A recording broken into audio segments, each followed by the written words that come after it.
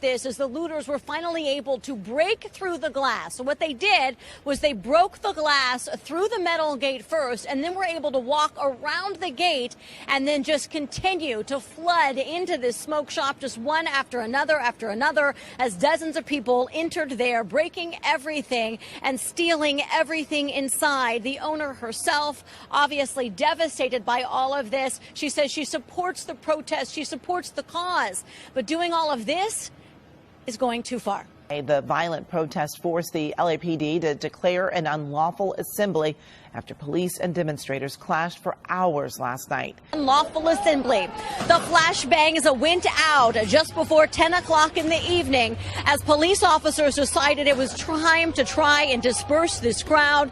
Things were getting very unruly at this point, and that is when a lot of the looting began. Some of the violence had already happened for several hours before that. Take a look at this video of protesters were jumping on top of police cruisers, breaking windows, doing damage as much as they could, as quickly as they could. We are told that about 6 officers were injured last night that we know of. I do know, or we heard, that one was taken to a hospital. We don't know their condition here this morning, as these protests did turn violent very, very quickly. And as I mentioned, they also became very destructive to the businesses that were down here. Take a look at this video as more looting took place really all night long in all areas of downtown, from drugstores to Starbucks to jewelry stores to shoe stores, like we mentioned. In fact, we were talking to the owner of an electronics store here on Broadway and 6th not too long ago. He also had those rolling bars over his windows, but the looters were able to shatter those windows, get through those bars,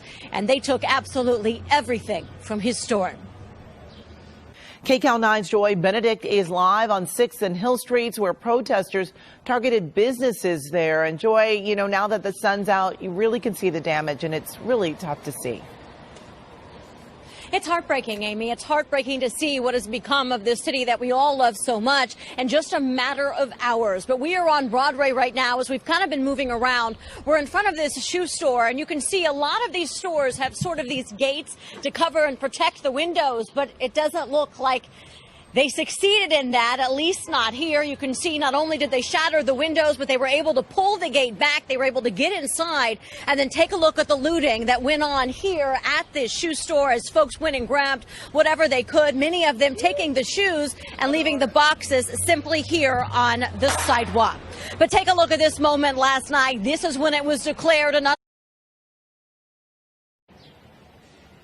heartbreaking to hear just how much he lost, but he says he's thankful he's alive. He's thankful no one was here at the time, and he's hoping that insurance will help cover this loss.